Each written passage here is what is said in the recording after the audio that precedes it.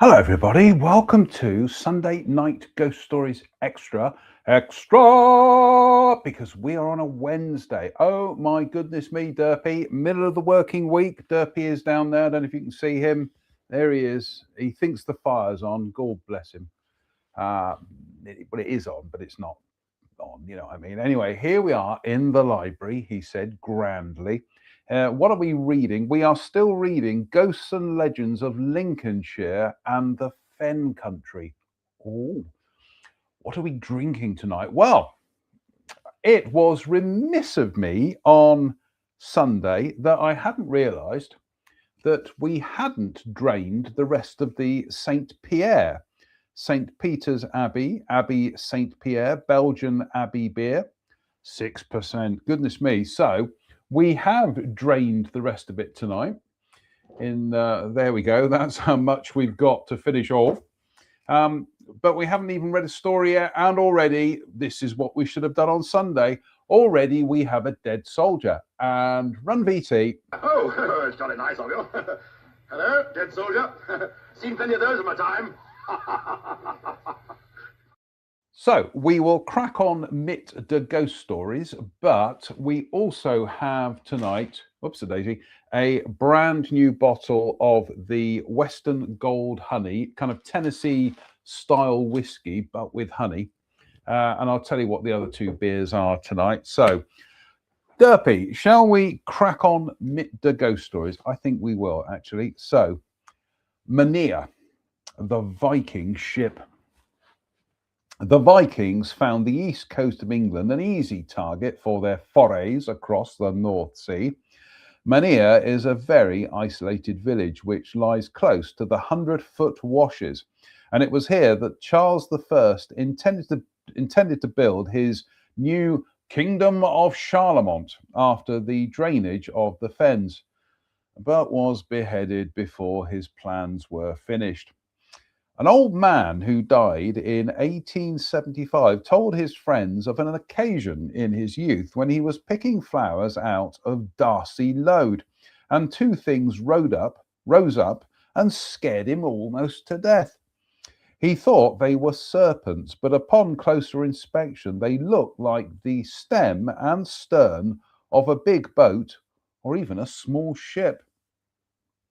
His grandfather had laughed when he described how the thing had risen up, and the old man explained that they were in the proper place and the fens were sinking.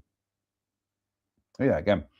His grandfather had laughed when he described how the things had risen up, and the old man explained that they were in their proper place and the fens were sinking.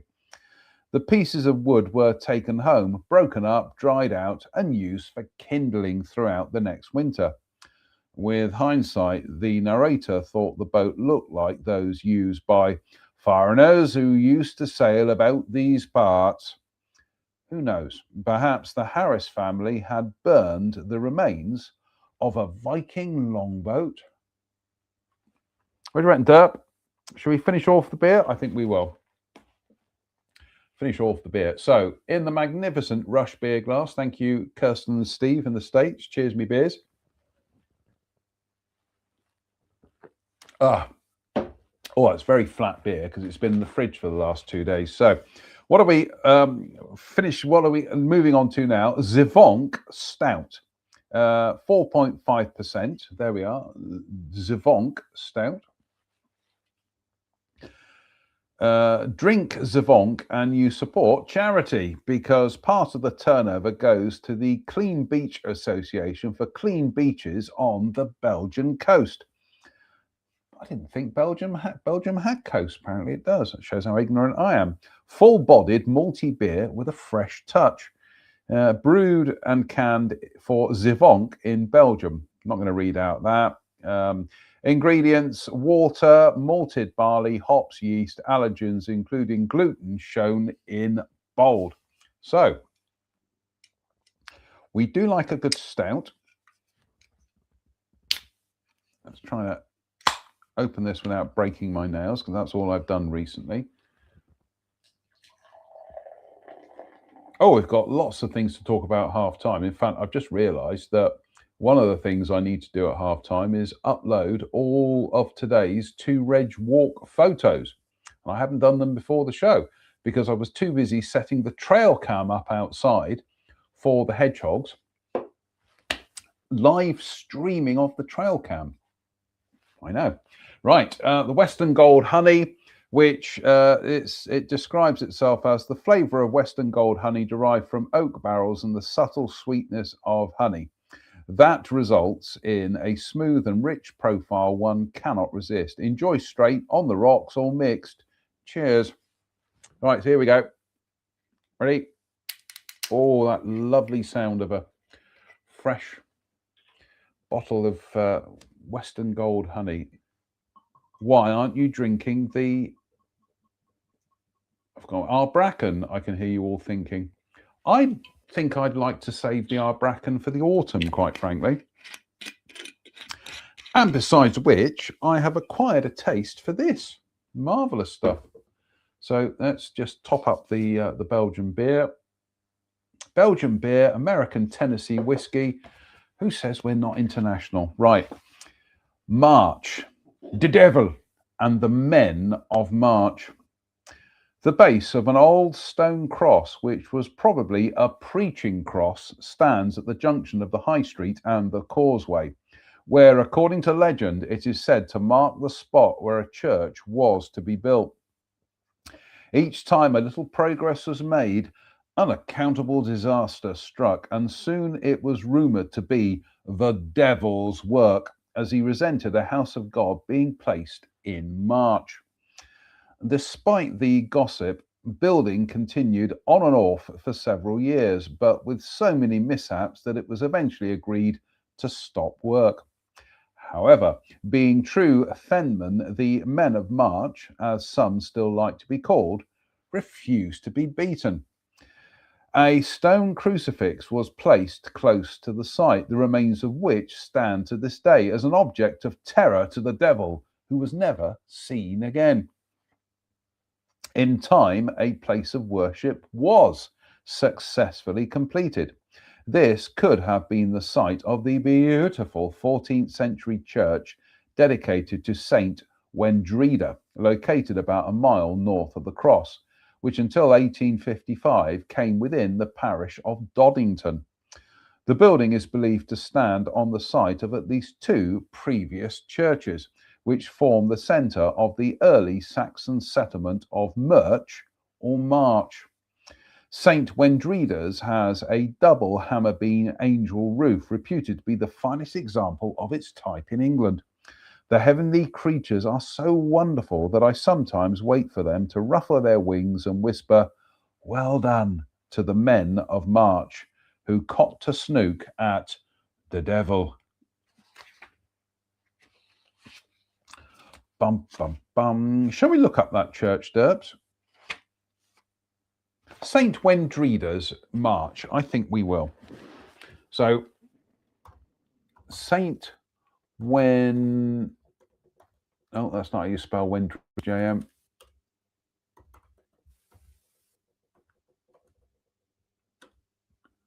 Oh, there we go. St. Wendrida's Church, March. Google has found it already.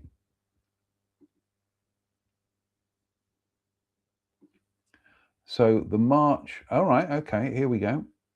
So new tab. Don't need that. So St. Wendrida's, share screen, here we go. St. Wendrida's Church. So every day is a school day. There it is. That looks quite nice. The medieval church of St. Wendrida is located at the south end of the town and is a Bible-based, Christ-centered fellowship with an evangelical background. Worship life is warm and informal. Goodness me, a church worshipping Christ. Who would have thought it? Let's just scroll down a second. I think that's the vicar, Reverend Ruth. Hello, Reverend Ruth. Let's have a look. Anything else? Ah, there's the roof. So, oh gosh, yeah, there, look. So here we go. Open image in new tab. So let's just share new tab. So yes, so when they referred to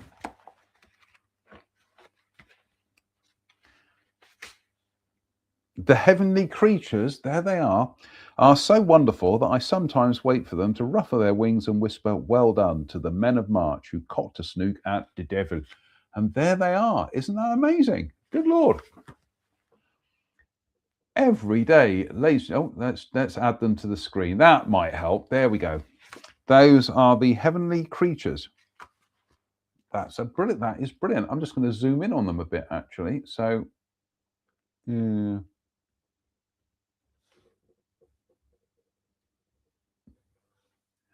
Aren't they fabulous? They're like little phoenixes or something.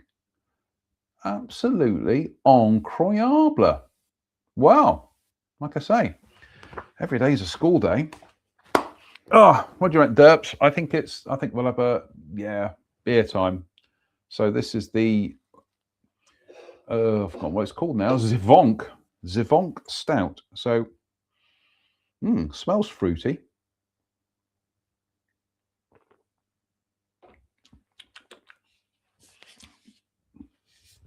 Well, it's a Belgian beer. It's not going to be undrinkable. So we do like Belgian beer. So for the second time tonight, Dead Soldier and Run VT. Oh, it's jolly nice of you. Hello, Dead Soldier. Seen plenty of those in my time. Marshland St. James, the giant Hickathrift. The legendary giant Tom Hickathrift is said to have been born at Marshland St. James during the late Saxon period. He was a lazy boy who sat by the fire eating his poor widowed mother out of house and home. When he was 10 years old, he was 6 feet high, 3 feet wide. His hands were like a shoulder of mutton, and he ate as much as 5 ordinary men. I don't think they meant he ate 5 ordinary men, but anyway. A farmer offered the woman fresh straw for her mattress, and reluctantly Tom, who was invited to carry as much as he could manage, set off with a cart rope and came home with most of the field on his back. Soon his strength became well known, and after a little bribery, a brewer from Lynn successfully hired him, and Tom was making the 20-mile journey each day carting beer to Wisbech and the marshes. There was a shorter route which he decided to use, which cut across the marsh, now known as the Smeeth, which was guarded by a monstrous giant who either killed all trespassers or made them his slaves. Tom flung open the gates of the giant's vast estate and was challenged to a fight. Whilst his adversary went off to his cave to fetch his club, Tom turned his car upside down, taking the axle tree and wheel for his sword and buckler. After a grueling fight, he cut off the giant's head and returned home with all his treasure. The youth was a hero, for the giant had been a great enemy to that part of the country, and celebratory bonfires were lit for miles around. He was no longer called plain Tom, but Mr. Hickathrift, and received the giant's estate and wealth. The cave was demolished and a large house built on the site, surrounded by a vast estate to maintain Tom and his mother. He gave the remainder of the land to the poor for their common, and built a church close by, which was dedicated to St. James, for it was on that saint's feast day that he rid the Smeeth of its ogre. Some time afterwards, as he was walking about his estate, he met upon the outskirts of the forest a well-built tinker called Henry Nonsuch, who had a great dog to carry his bag of tools. Tom challenged the trespasser and lost the fight, but they became boon companions and together performed many heroic feats, including quelling an uprising of some 10,000 people at Ely, which earned Tom a knighthood and Henry a king's pension of 40 shillings a year. Hickathrift is said to have determined his burial place by throwing a stone from his home, which landed to the east of Tilney, All Saints churchyard. That landed to the east of Tilney, All Saints churchyard. This is where his unmarked 8-foot-long stone slabbed grave lies at right angles with the pathway and is often tangled with grass in the summer. To the south is his candlestick, the upright of an old memorial or preaching cross, and he is depicted on the village sign which stands beside the church. Tom and Henry are also carved on the Marshland St. James sign at Hickathrift Crossroads at the junction of Walton Road and School Road with Smeeth Road. Until the early 1980s, a large indentation known as Hickathrift's Wash Basin lay partially in the first field to the left of School Road before it was filled in for housing development, and partially in the garden of the adjoining Hickathrift House. A large stone named Hickathrift's collar stud, so called because of its shape, stood close by, but vanished in the late 1950s or early 1960s. Just going to read that line again. Okay. More of his artifacts can be seen in two villages off the A47 Kings Lynn Road. Another candlestick stands in the garden of Terrington St. John's Vicarage, or Terrington St. John's Vicarage, next to the north door of the church, and the small effigy, possibly of Roman origin, carved on the inside corner of the north chancel wall at Walpole St. Peter's, is traditionally believed to represent the giant. The indentation in the wall to its left is supposed to have been made when Tom threw either a cannonball or a round stone at the devil, who was lurking in the churchyard. He is also held responsible for trying to steal the church tower at West Walton, hence it being separate from the main building, although another legend blames the devil, who apparently could not stand the sound of its bells. It doesn't say who is responsible for trying to steal the church tower at West Walton. I presume they mean the devil, but it could have been written a bit clearer. But are we going to look up the church at Hickathrift? I think we will, actually. All Saints, Tilney All Saints Churchyard. Tilney All Saints Church. Let's look it up, shall we? So, Tilney. Oh, Tilney All Saints. There we go. Straight away. Oh, my goodness me. Right, here we go. Share screen, share screen, share screen. So this is what we just read. All Saints, Tilney All Saints. There it is.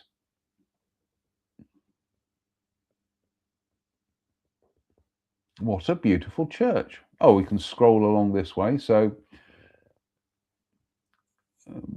yeah, that's it in the distance. 1618. Goodness me. That's almost 4:15. Now, that's not one of the ones of Tom Hickathrift, is it? No. Let's have a scroll through.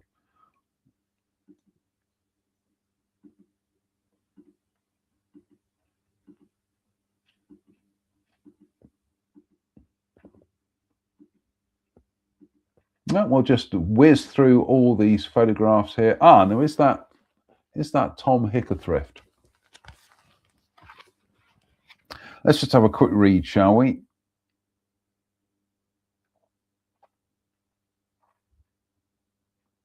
No, that's not the thing. Oh well, they'll just carry on through the photographs here.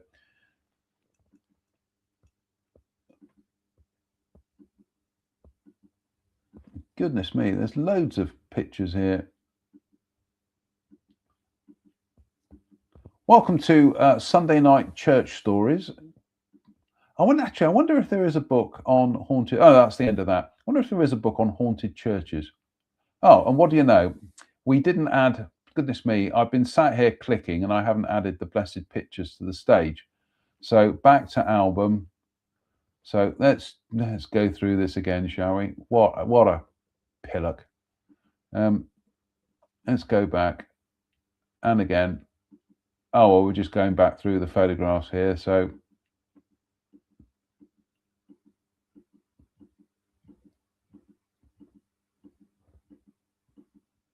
what do you do on Wednesday night? Well, I tuned in to watch Sunday Night Ghost Stories Extra, but instead he was giving me a running commentary on pictures that he hadn't even managed to link up through to the programme. So there it is. That is the Church of Tilney All Saints. What a beautiful looking church. So anyway, there we go. We put some meat on that bones. Let's have some more beer. More beer derps. There we go.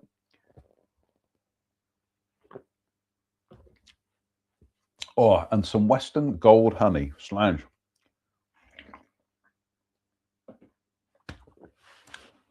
Oh, that's lovely. So, on to the next story, which is the Methwold Severals. The legend of Mucky Porter. The Methwold Severals is a large area of agricultural land flanked by the B1160 Southery to Wearham Road, the River Wizzy and Wethmold Common. According to this traditional tale, Mucky Porter was the first owner of this fertile area, and this is how he acquired it. During the reign of Charles I, Porter kept the Fleece Tavern at Southery and was also hired to take travellers across the perilous undrained fens. On the 1st of May 1646, Sir Ralph Skipworth of Snowry Hall, Fordham, sent his servant to fetch Master Porter, who swore his loyalty to the crown. Charles I was hiding from Cromwell's troops at the Hall, and it was agreed that Mucky would escort him to Huntingdon, where he would take leave, and the monarch travelled on to Oxford. His Majesty was disguised in peasant clothing, and they rode all day and well into the night until they reached their first destination at the manor of Wentworth, some 4.5 miles west of Ely, where they were given shelter. They set off early the next morning and were just approaching Histon when the guide saw some Roundheads in the distance heading their way. He and the king managed to get their mounts through a thick hedge and took shelter in an osier bed on the other side. This place became known as King's Hedges, which is now a large urban area within the northern city boundary of Cambridge. They did not reach Huntingdon until midnight, where Mucky Porter was given a bag of gold for his trouble. Time passed, and then one day a stranger called at the Fleece with the news that King Charles had been beheaded. The unwelcome Dutchman came and drained the fens, and the innkeeper's adventures were all but a memory. After the Restoration in 1660, two strangers called to inform him that the new king, Charles II, had decreed that Mucky Porter, who had bravely assisted his father, was to select a portion of the newly drained Methwold Fen as farmland for himself and his successors. Porter chose his land by rule of thumb, then inquired as to how many acres were his. "Without measuring, I cannot say," replied one of the king's agents, "but there are several." And this land has been called the Methwold Severals ever since. Goodness me. There's a story. Just got to take a picture here for a second. Bear with.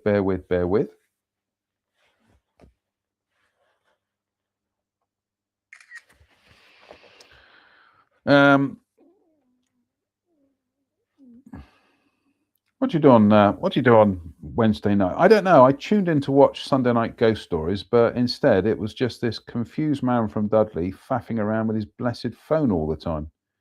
Which, that does sound like me, actually. So let's just go to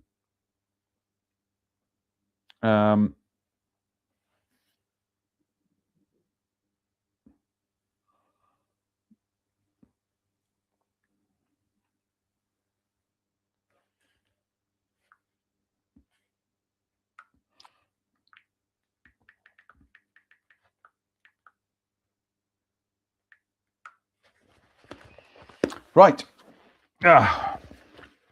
Almost coming up to snack time, Derps, but he thinks the fire's on. Anyway. Cheers, me beers. Oh, I think we'll top up the. Oh, we've already done that. Been a long day, folks. I was up at stupid this morning. Just wake up and that's it. I've got to get on with the day. So, Slange.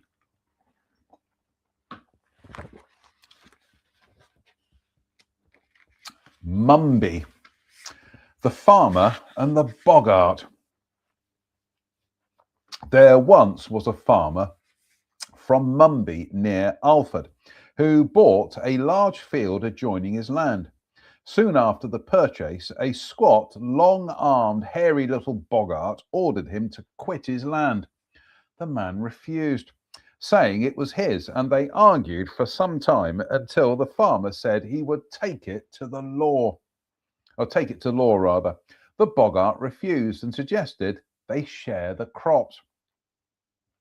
The farmer agreed and asked him what he would like, that which grew above or below the ground.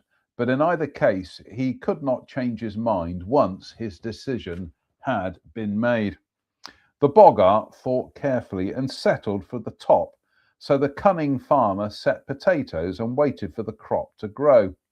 When the little creature came to collect his share at harvest, there was a pile of potatoes belonging to the farmer in one corner of the field and a pile of old stalks for himself in another.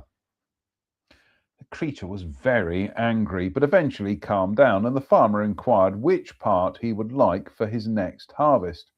He said he would have the bottoms, and the man could have the tops. So the farmer sowed wheat and claimed the grain, and the other had the stubble. The boggart insisted that wheat was sown again for the next season, and they should mow together, taking whatever each of them harvested. As the late summer approached, the greedy farmer, who had no intention of sharing his crop, consulted the village wise woman, who told him to lay iron rods in the boggart's side of the field, which would blunt his scythe. The farmer streaked ahead with his mowing whilst his partner had to keep stopping to use the whetstone, and in the end the boggart shouted out that he could keep the lot and vanished down a big hole.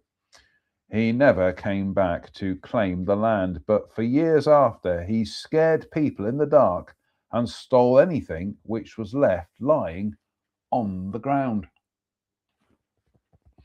And is now the Reform MP in the area. No, I'm joking about that. Or am I? Right, half-time derpy.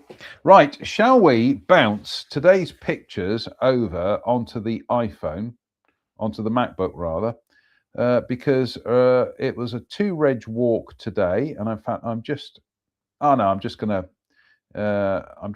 put them straight onto Facebook. What the hell? Bum, bum, bum, bum, bum, bum. I know this is very rude of me, but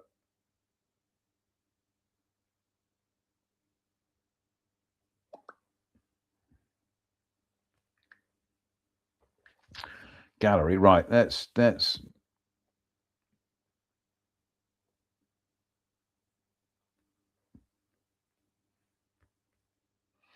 bum, bum, bum, bum, bum, bum.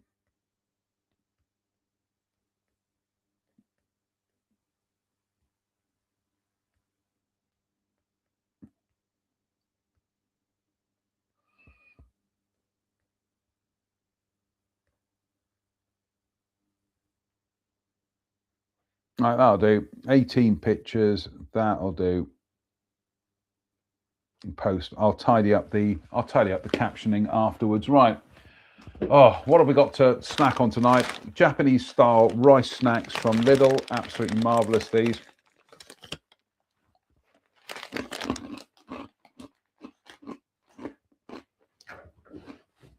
So today's True Reg adventure was the one that we do at Christmas time, which is Winscombe to Axbridge.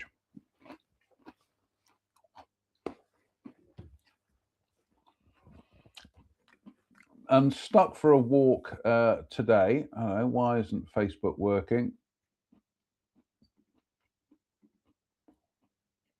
I don't want Facebook Messenger. I just want Facebook. There we go. So stuck for a walk today. Reg said, let's do Winscombe to Axbridge. Yeah, I don't mind that. It's a great walk. No, it's not. It's a great walk. It's a brilliant walk. So here we are, starting the walk at Winscombe, which is a brilliant little village. I like it. Some very good shops there. So there we are on the Strawberry Line at Winscombe. Then so this is the Strawberry Line. It's the old railway route that used to run through the heart of Somerset, ferrying strawberries from the growing areas, from the fields, which is how it got its name. There we are outside the Chute Shelve Tunnel, which is absolutely brilliant. And that's us in the Chute Shelve Tunnel. I don't know what that photograph is rubbish. I don't know what that one is. And then when you go through the Chute Shelve Tunnel and the other side, you're literally into another world. The landscape is radically different. It truly is. A little bit windy today as well. There's a nice view of the hills, the fields rather, and that hill in the background, I have walked up, and that will take you to Crook Peak, which overlooks the M5. Did that, when did I do that, Dirk? 4 years ago, when I was carrying that bit of grot around in my head. So I will do it again at some stage, but without the grot in my head, hopefully anyway. And there's Reg walking through Axbridge. Axbridge is a very historical village. Has links to the Monmouth Rebellion of 1685. And there's Reg walking past an old house painted in what appears to be Sky Type S, where Royal Navy colour. Up and down the high street are these historical markers, of which I've got the leaflet. And the next time I go to Axbridge, I'm going to try and photograph and find as many as I can. This one is brilliant. 25 High Street, once home to Solomon Tozer, RMS aboard HMS Terror, and his sister Catherine, aka Charlie Wilson. Now, HMS Terror, if you watch the HBO television series from a few years ago, and I did, this was before my holiday at Southmead, absolutely brilliant. Very gory, but I loved it. It was a fantastic show. Then we stopped off at the little antique shop, which is now also doing teas. So we had tea and cake. I had a nice chocolate brownie and a very nice cup of tea. Then, and there we go. This is the antique shop. I think we got a bit of Kate Bush here. Here we go. Oh, no, we haven't. Never mind. Then we went to the Lamb next door, where we had some Coca-Cola and some peanuts. I had a couple of peanuts, but I let Reg finish them all off because he's a growing lad. He needs them. And there we go, the Lamb. It doesn't lie down in Broadway. It lies down in Axbridge. And that's where we sit at Christmas time. So, yeah, the last time we were there, Derp, was December. So January, February, March, April. So that was 4 months ago. So strictly speaking, we should go back April, May, June, July, August. Perhaps we'll go back in September. And another view of the Strawberry Line heading back out again. And there we are, heading towards the Chute Shelve Tunnel. And there is, a bit closer to the Chute Shelve Tunnel, a periwinkle, fabulous flower. I must see if I can get some seeds for them. And there we are, back at Reg's, and Reg is getting some licky licks out for Pickle, his cat. Pickle, his cat, who used to run a mile any time I came anywhere near him. He's used to me now, so he will stay the course. And that's the view outside Reggie's garden. Oh no, actually, what we haven't got the mileage for today. So let me just. I am so OCD. I need to add the mileage to this. So add more. That's what we're looking for. Right. We've got one more to add.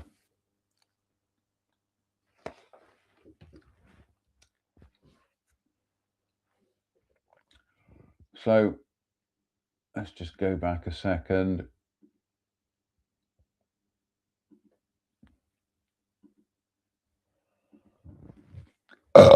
The beer burps at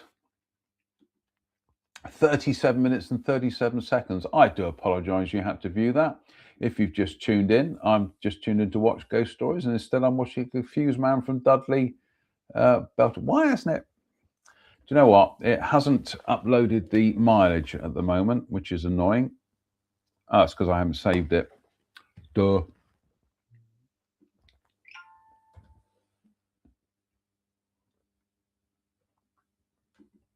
There we go. That was the mileage today. So 5.52 miles, 15,400 steps, 879 calories consumed. We elevated 347 feet. And actually, because Reg was keeping an eye on our average pace, because he turned his phone off when we got to Axbridge, we were averaging around about 18 to 19 minutes a mile, which is not bad going for two old gits. So yeah, we were powering along there today. So a very good walk, very enjoyable. But that's not all, folks. So bear with, because just gets rid of that. Because when I was doing some work on friend Laura's allotment on Monday, on the way back, I cut across the Moorland Road, which I like. And I'm glad I did, because just as I was pulling up close to where the Pullins Bakery factory is, oh my goodness me, it's a red kite. And it was literally just right above the car. So grabbed my Nikon and got some pics. And bearing in mind that up until a few years ago, these birds were almost extinct in this country, but thanks to a breeding program and reintroduction, they have found their way across the country. They've started to make their homes in the southwest. But there we go, a red kite. Got them in. I saw one this afternoon, actually, as I was driving back along the coast road. But this was down on Clavering Moor. Oh, fabulous, honestly. As Rush would put it, thrill to be alive. So, and what else have we got? Just having a quick look at the rest of the feed. We've got hedgehog footage. Let's have some of the hedgehog footage, shall we?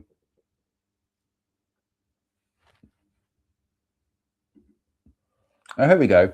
So these are probably two male hedgehogs having a right old ding dong. Look at this. Look, bang.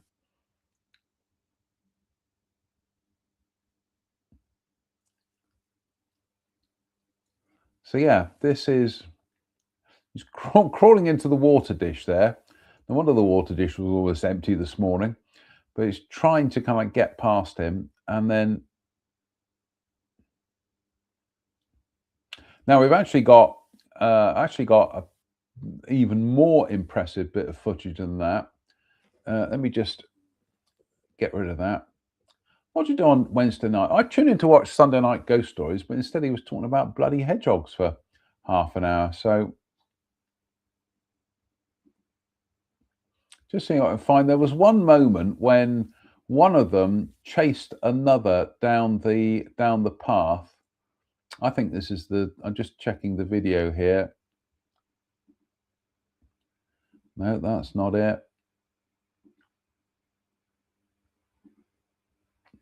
That's not the video clip. Just checking. That's not the video clip. Ah, here we go. I think this is it. Yes, found it. A turn of speed on this here. So here we have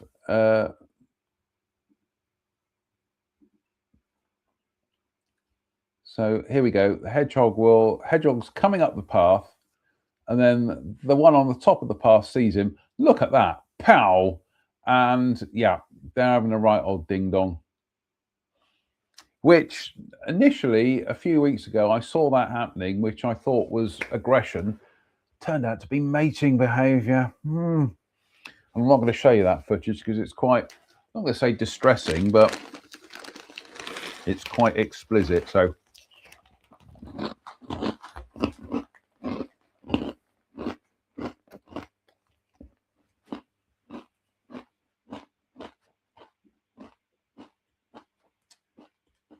sorry, folks, I was dirt hungry. Oh, Daisy, wrong one. And all I've had today is cake. So looking forward to some supper and some Family Guy once the show has finished here.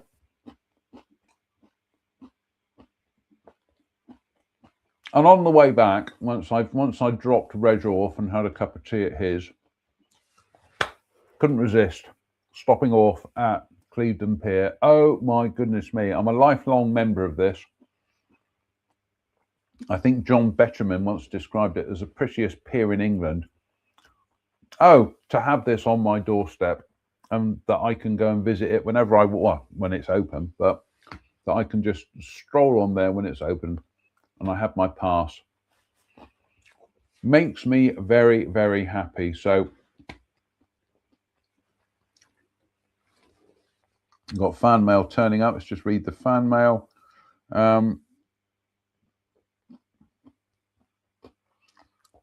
Who is fan mailing me? Oh, it's friend Ian. Okay. We'll deal with that afterwards. Right. Shall we crack on with, oh, we've got some comments. Is it viewer David? It's viewer Gary. Hello, viewer Gary. He's new. Thank you very much. Beautiful bird, he says. So let's crack on with the ghost stories. And what are we up to at the moment?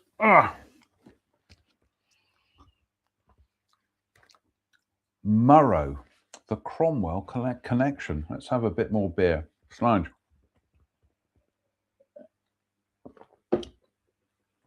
Oh.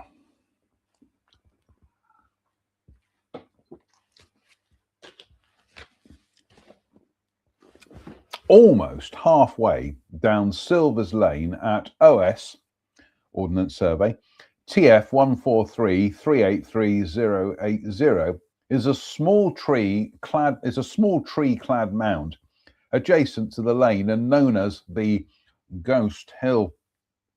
This is where, within memory, Oliver Cromwell's ghost was seen wandering on dark nights and was a very frightening place for walkers and cyclists. It is said that Old Noel, as Cromwell was called in the Fens, had a cannon placed on this mound during the Civil War, trained on the church of St. John the Baptist at Church End, Parson Drove, some 4/5 of a mile away. Although the church remained unharmed, his ghost wandered about in retribution for his intended crime. It is said you could conjure up his spirit by walking around the mound 10 times, but no one seems to have tried it.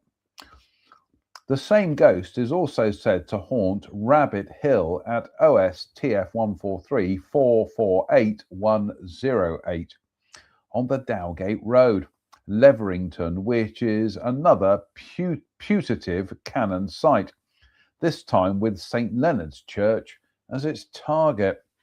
Oh, Oliver, really?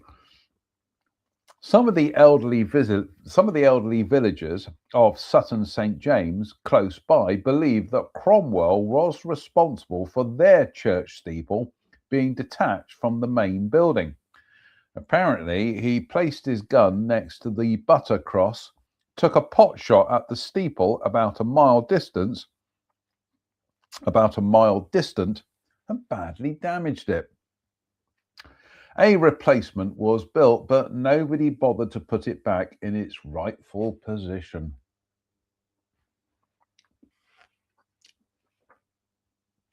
That's rather reminiscent of the story of St. Dubricius Church in Porlock, where it is said the devil was so outraged at the fact that somebody had built a church there that he lobbed a stone at it, and the stone that he lobbed came from the coast, of which the hole in the cliff where the stone apparently used to be is now known as Hurlstone Point, and that he knocked the spire off St. Dubricius Church, which then landed on the church at Colbone, some, I think, 5 or 6 miles down on the Exmoor coast.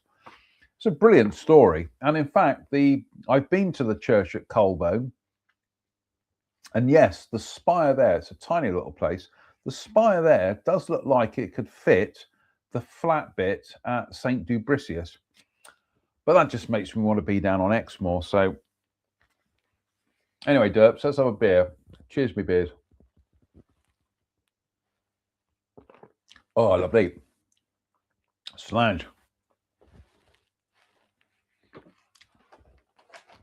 In fact, beer number 3 tonight, and it is the Love Lane Brewery from Home Bargains, 6.7%. God, it'd be amazing if I'm actually still awake to have my supper tonight. So I'll read you the blurb about the Love Lane Brewery. Although what I do like about this beer is its connections with Liverpool, which, being a Liverpool Football Club fan, pleases me greatly. So, special release Love Lane Brewery Blackbird Extra Stout. So it's been a stout night here tonight. Brewed under the watchful eyes of the liver birds, roasted barley, flaked oats, and a selection of dark malts are combined to create a robust dark stout with notes of coffee, rich toffee, and chocolate, finished with a lingering tannic bitterness. A special release from Love Lane. Yes, I do like the sound of this. Malts: Golden Promise, Crystal Oats, Wheat, Chocolate, Black. Hops: Admiral. Nose: Chocolate, rich toffee. Palate: Creamy coffee sweetness. Finish: Tannic bitter. 6.7%. Goodness me, drink responsibly. Have you met me? So yeah, I think it's about £1.29 from Home Bargains. I might be getting some more of this actually. I mean, Home Bargains here is literally right across the car park from the old Lidl. Let's crack on, shall we? The Neen washes. The Plover Hole Mystery. The Neen washes take the floodwater from the River Neen and the 12 miles long drainage channel Morton's Leam, cut by Bishop Morton, Abbot of Ely, in 1480, which starts at Stanground, Peterborough, and finishes at Guy Hearn.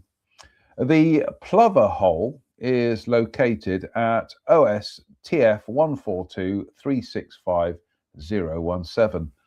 Oh, that place. And although there is no public access, it can be seen from the riverbank, approached from the unnamed lane leading to the left of the A47 Wisbeck to Peterborough Road, at its junction with the Parson Drove Road, some 2.5 miles from Guyherne Bridge. Are you taking notes, folks? Permission to walk this bank must be obtained from the farmer at Elm Tree Farm at the end of the lane. As dusk fell on the 23rd of November 1956, a party of 2 local farmers, a gunsmith and a veterinary surgeon, had a very strange experience when they were out shooting widgeon in the Plover Hole, which lies in a shallow depression, and they still cannot work it out. As usual, they had punted across the Nene, and the still weather conditions and hint of moonlight were ideal for a good night's sport. I wouldn't call it sport, but there we go. They were also keeping watch for Jack Weimer, aged 42, a notorious Wisbeck poacher who was quite likely to be out on the washes. Jack, now separated from his family, lived with Bet, his devoted black Labrador bitch, in a tiny flat in the former Midlands Counties Hotel, which stood on the site of the petrol filling station in Chapel Road.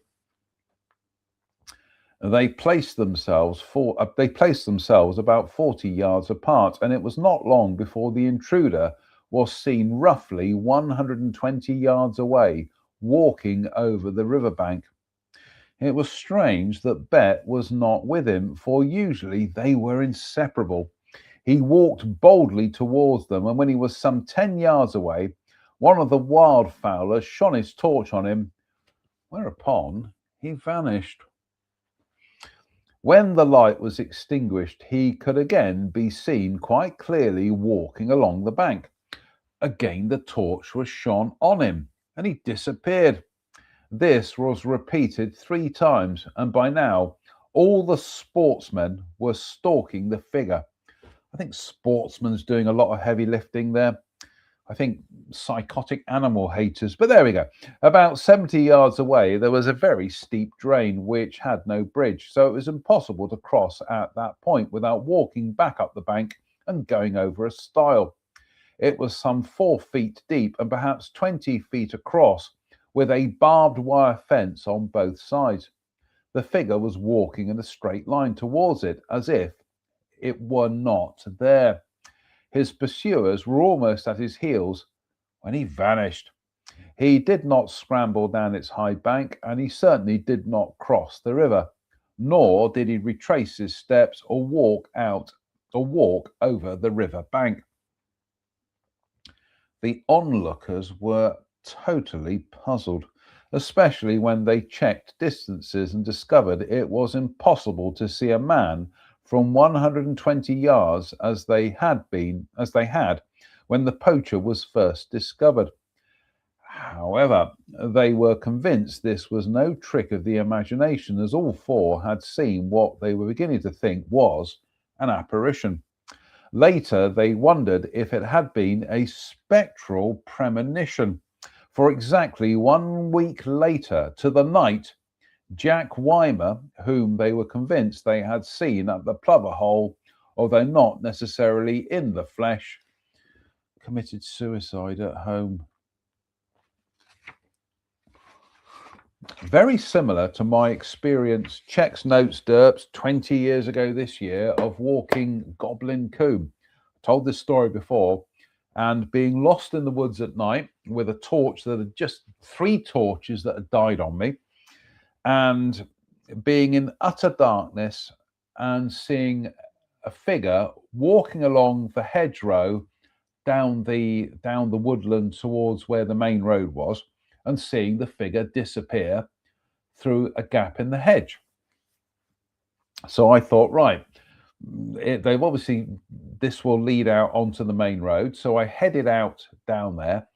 Lo and behold, there was a gap in the hedge. Now, the thing is, from where I was standing, The hedge was aligned like that, but it was only when I got down there did I see there was a gap. So get down there. The opposite side of the road, it's a sheer face of, it's 20 feet high. There's no way you can cross the road and walk up the other side of the woodland. There I am looking up the road for a quarter of a mile, looking down the road for a quarter of a mile. Not a Robbie sausage of the person I'd seen go through the gap. And I was only about 30 seconds behind them. It could have been a car picked them up, which is the logical explanation. But I'd seen somebody go through a gap in the hedge, which I could not have guessed was there, could not have seen it was there. And then when I got onto the main road, they had completely vanished. Very similar to that. So I'm sure there is a logical explanation to it, or I'm sure there is, but there's no way I would have known there was a gap in the hedge without seeing that person walk through it. So, and I was deliberately that night doing a ghost walk. So there we go. Anyway, derps, let's have some beer. Cheers, me beers.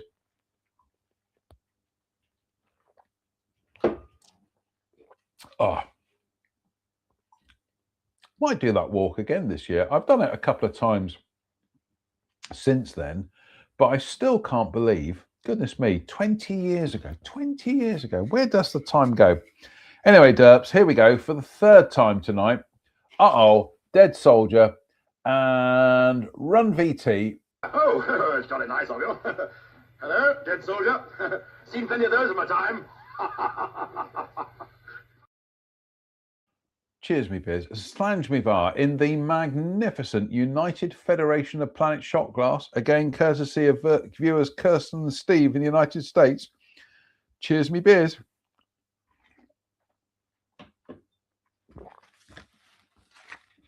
North Lincolnshire, the dead. And before the Lincolnshire wetlands were drained in the 17th century, people were scared to cross them at night unless they carried spell or a safekeep to protect them from the evils which lived in the waterholes. These were often a Bible verse written on paper, which was crinkled up in a nutshell, or words composed by a wise woman. The fate of Long Tom Patterson strengthened the need for protection. This foolish lad used to tease his companions for being so superstitious, and eventually they told him to prove there was no evil or keep quiet forever. Eventually, it was settled that Tom would demonstrate his bravery the next night by walking the path across the bogs and round by every willow snag. He was so confident that some of the young boys thought the horrors might not be as black as they were painted. But the old people knew better and shook their heads and hoped no harm would come from his foolish, disbelieving ways. A large crowd gathered outside his mother's cottage to see if he really would accept the challenge, and saw her trying to put something into his pocket. But Tom refused her spells, snatched the lantern from her, and ran off laughing towards the boglands. Some of the men tried to stop him, but Long Tom only laughed in their faces. So they went home and hoped for the best. However, some of the young ones decided to follow him down the path which led to the marshes. Tom was about 30 yards ahead, and as they came to the willow snag, the wind started to moan, and a damp chill came from the sea. His lantern went out, and he stood motionless in the dark whilst his followers trembled and prayed, holding on to their safekeeps, waiting for whatever would happen.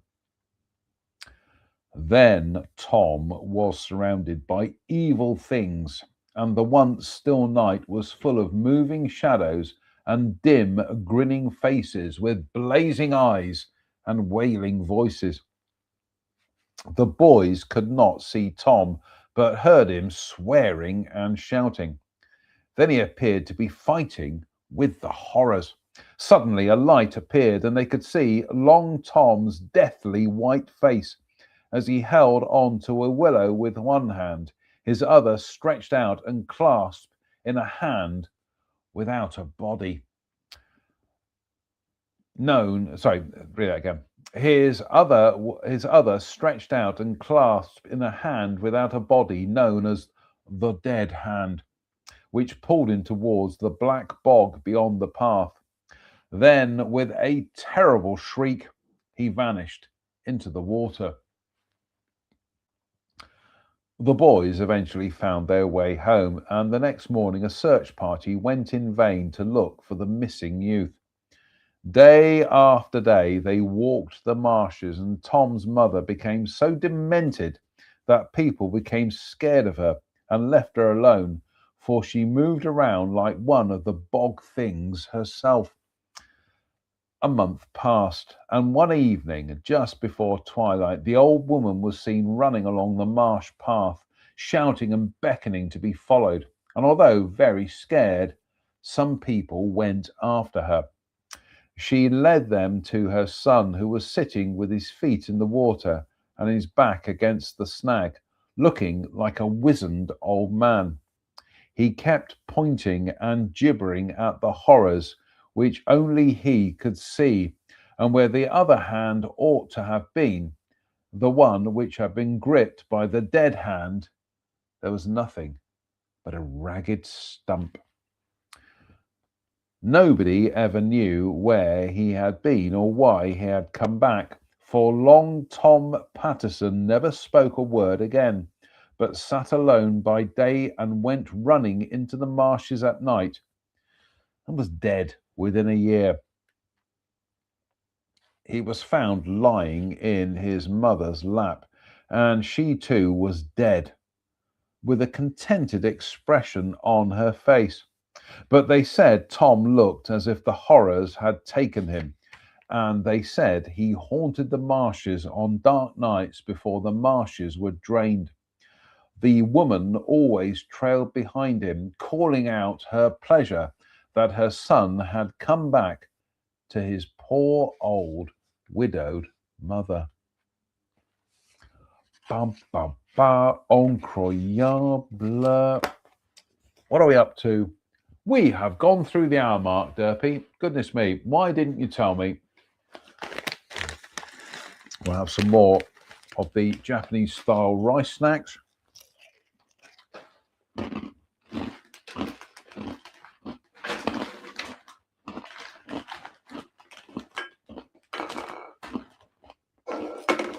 He said, spilling on all over his desk.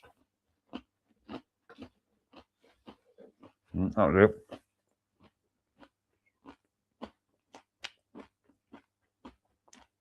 Cheers, me beers.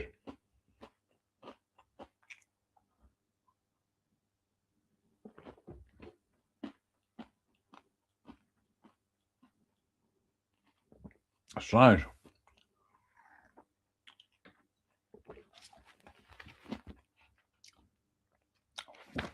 Been a long day, folks. I woke up at... What time did I wake up? What time did I wake up? What time did I wake up this morning, Derpy? Because you were the one who woke me up. So I think I woke up about stupid in the morning. Anyway, just went downstairs, fired up the Mac, started work. That was it. Anyway, Outwell. Beaupre Hall. The 16th century Beaupre Hall, which stood to the north of the village and east of the A1101 Wesbeck to Downham Market Road at OS T143515046, was demolished in the 1960s. One of its most remarkable owners was the eccentric Beaupre Bell, who became High Sheriff of Norfolk in 1706, which is about 6 minutes past 5. He almost starved his son to death and kept over 500 wild horses in the park, all having the free run of his mansion. two stone eagles sat atop. So, two stone eagles sat on top of the gateposts, which were a fine feature of the large, sweeping front drive. But these were no ordinary monumental birds, for within memory they were said to flap their wings at midnight and swoop from their perches to drink from the nearby watercourse. Beer burps again. Oh, I do apologise. On certain nights, some villagers also saw an unidentified passenger leave the hall in the Opal coach at midnight, pulled at terrific speed by two headless horses, whipped on by a black-clothed driver, always heading towards St. Clement's Church. Another version of this tale says that anyone passing the hall gates just after midnight would see a row of carriages drawn up, all with headless coachmen. One of the bedrooms was greatly feared, for every day the bed was made, and although the room was unoccupied, some unknown persons slept in it each night. The servants never dared leave it unmade in case the mysterious sleeper should haunt the house. A different bedroom tale foretold bad luck to the master of Beaupre Hall and his servants if any bed was left unmade after 11 a.m. This goes back to the time when one of the owners supposedly found his bedroom in a disheveled state at that hour of the day.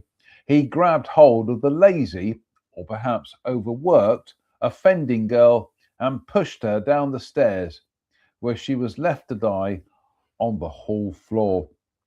Her bloodstains remained for many years despite frequent scrubbing, and it is she who cursed the place when beds lay crumpled after hours in retribution for her murder.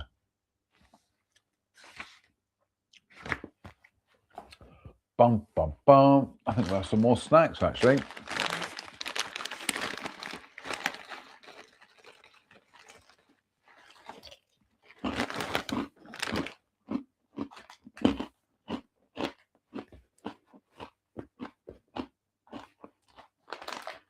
I've got to say, I do like the little Japanese style rice snacks.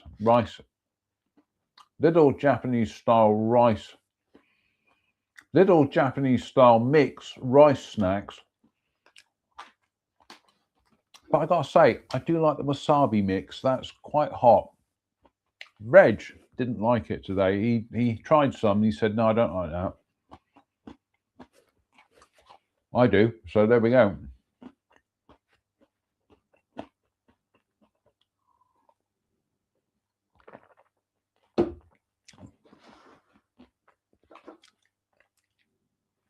Oh my goodness me, we are definitely getting some more of that Love Lane Brewery Blackbird. That's good stuff.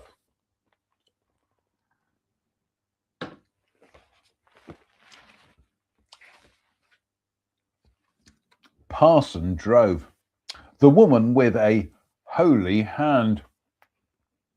Sue Wiseman, alias Happy Sue or Holy Hannah, was born at Parson Drove sometime in the 1870s. Her home was a little wooden bungalow, the first on the right at Highside, going from Parson Drove towards Leverington Common, which has now been extended and rendered. Her right hand was always swathed in red flannel. She called it her holy hand, which she claimed had touched Jesus and had been bandaged ever since to keep the holiness in. She used this one to hold the tambourine, which never left her side and was banged for most of her waking hours. Many Fenland people feared this strange little witchy woman, as some still call her, who was always dressed in a stained skirt which almost touched the ground, an old coat with a piece of string tied around her waist, and an ancient floppy brimmed hat pulled over her wispy, dirty grey hair. If anyone displeased her, she would curse them, and she scared children half to death. It is rumoured that one winter night when Sue was young, she met an itinerant who was dossing down in a farmer's stackyard. Their brief union resulted in a child whom she named Jesus. But she was considered to be an unfit mother, so the child was taken away and she kept her sorrow to herself. She walked for miles, either talking to herself or any passerby about hell and damnation, shaking her tambourine, leaping out on men as he left the pubs at night, and sleeping rough for weeks on end. Sometimes she was accompanied by one of her two friends, but never the two together. There was Liz Carman, who never missed walking from her village, Sutton St Edmund, to Parson Drove each Sunday for worship at the Salvation Army hut, and was particularly fond of her bonnet. Liz liked to dance to the tambourine and would jump up and down like a little performing dog. The other, who was almost as eccentric as Sue, was Mrs. Benstead from Dowsdale Bank near Crowland. People dreaded hearing Sue shuffling up their paths at dinner time, for they knew she had come to cadge a meal and were scared to refuse because of her curses. Neither did she ever go cold, for she would bang on doors and say, "The Lord has sent me for a few sticks," and the unlucky householder would have to go out no matter the time or weather to meet her request or bear her wrath. Even a bus journey to Wisbeck from Parson Drove on Mr. Morton Hunter's luxurious bus known as Lady Comfrey was a greater experience when the percussive woman was on board, for she rarely dipped into her purse. Instead, she caused a tremendous commotion and usually managed to get a free ride. She's probably the Reform MP for the area these days.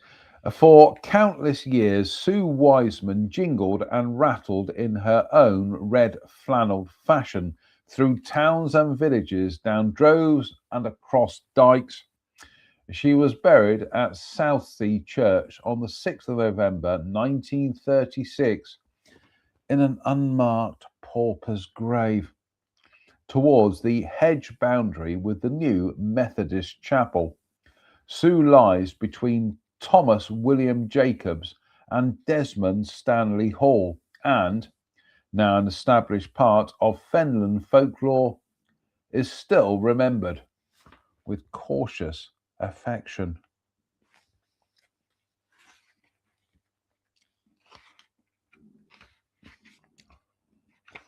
Goodness me, Dirty.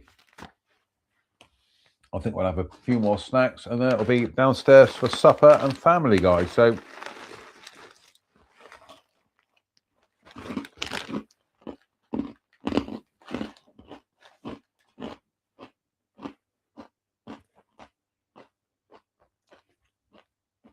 I think the last deux for tonight, and that'll be it. So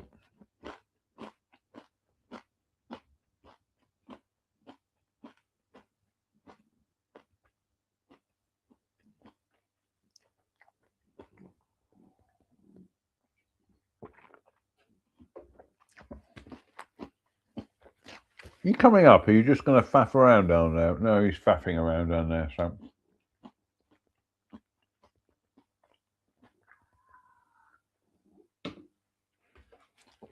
goodness me, it might be a 3-bumper tonight. Peterborough, the museum ghost. The Peterborough Museum and Art Gallery in Priestgate was once the townhouse of the Earls Fitzwilliam and later became the town infirmary. On many occasions, nurses complained they heard strange, inexplicable footsteps coming from the upper corridors. It was reported in the Peterborough Citizen on the 3rd of May 1932 that the museum caretaker's wife, Mrs. Yarrow, and their daughter were often aware of something walking across the Norman Cross room at night, which was once the women's surgical ward. Mrs. Yarrow said the footsteps began at 8 p.m. and ceased with the closing of a door at about 9:30 p.m. The noise was more intense at the waning of the moon.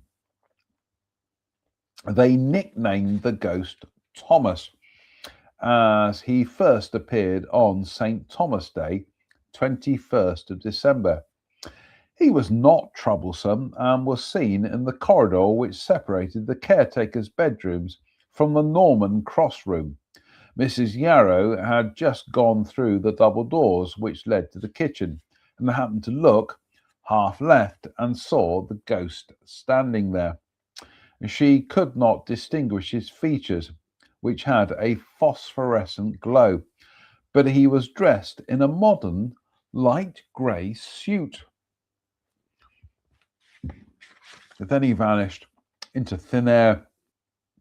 The corridor was dimly lit through a fanlight, but Mrs. Yarrow was adamant that she saw him then, as on many subsequent occasions, as plainly as any mortal. In another article printed that year, her daughter told the reporter how she had got out of bed in what had been the old surgeon's room to investigate a strange noise she heard in the corridor. She saw a young, tall, good-looking man. Okay, I'll take that. Thank you very much.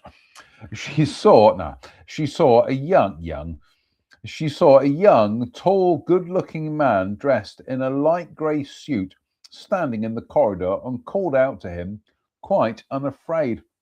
He neither answered nor turned round, but floated through the doors at the end of the passage which led to the Norman Cross room. She called for her father, and they checked the doors, which were still locked. People came from miles around to stand outside the museum under the waning moon to catch sight of Thomas, but he never obliged. When the Yarrows left, he was never seen again, but a member of staff told the Peterborough Citizen and Advertiser in October 1973 that he often heard footsteps when he was alone and could find no evidence of other people being in the vicinity. One of his colleagues also swore that he could hear someone walking in one of the upstairs rooms. It is said that in time, the original owner hated being anywhere near his wife, so had another house been built nearby for her. Let's read it again. Oh, I think we need a quick swig of the old beer.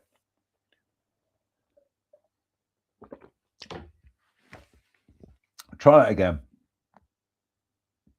It is said that in time, the original owner hated being anywhere near his wife, so had another house built nearby for her and lived by himself. Perhaps he is angry because the solitude of his house has been broken.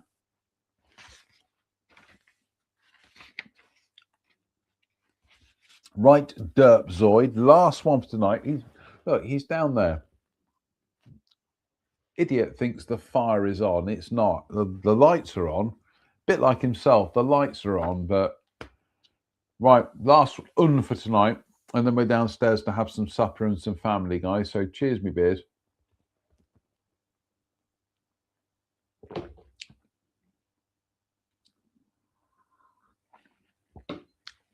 Is it going to be a 3 bumper tonight? I think it is. What the hell? It's the Western Gold honey. So that'll get me to sleep tonight. Right, last for tonight. Queen Adelaide, the bee woman. Queen Adelaide lies to the north-east of Ely, and the large factory adjacent to the bank of the river Great Ouse is built on land once known as Turbot Sea Island before the fens were drained. This was a tiny island and not far from Ely, where some legendary knights came seeking largesse to fight their foreign wars. They soon became bored with the celibate hospitality at the abbey, and when a monk, is he called Harry? Let's find out, told them about the beautiful wife of the shepherd from Turbot Sea Island, who spent a lot of time from home, the bravest knight agreed to kidnap her and bring her back to the abbey. Really? The young woman never feared her husband's long absences and spent many hours talking to her bees and making mead from their honey, which she sold to the abbey. She was working on her hives when the knight thundered down her track and from a hiding place watched him dismount, pull his visor down to conceal his identity, and walk into her hut. He helped himself to the mead which lay in a large bowl on the kitchen table and drank so greedily that some splashed on his breastplate. He drank so greedily that some splashed on his Get it right, JM. He drank so greedily that some splashed on his breastplate. Even more brave with strong liquor, he went in search of his prey and dragged her, screaming and kicking, from behind the beehives. Her cries for mercy fell on deaf ears. But just as she was about to be tied to his black horse, she called to her bees in a strange, low voice. They responded at once, and great swarms flew towards the knight, attracted to the honey spilled on his armor. They crawled through every chink, stinging him as he ran into the river, where he was drowned by the weight of his chainmail. The woman's honor remained intact, and she continued to live in harmony with her bees, who guarded her with extra care. What a great story. I love that. That is absolutely brilliant. That's nature, and well, that's just nature fighting back against, what's the word we're looking for here? Misogyny. Yeah. Oh, we're not fans of misogyny on this show. So cheers, me beers. Oh, lovely. Slange.